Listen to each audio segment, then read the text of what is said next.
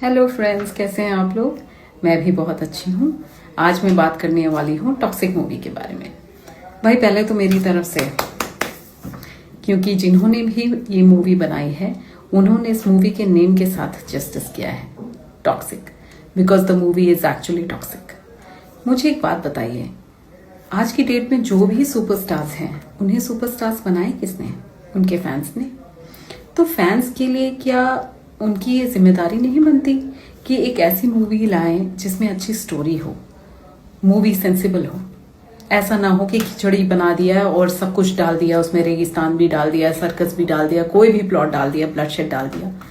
जी नहीं, कुछ ऐसी सेंसिबल मूवीज होती हैं जिनको देख के लगता है वाह, भले ही वो मूवी 2000 करोड़ या 4000 करोड़ की ना हो, लेकिन अच्छी स्टोरी होती है। ऐसी 2-4 घटिया मूवी आ जाएंगी तो फैंस भी छोड़ देंगे देखना।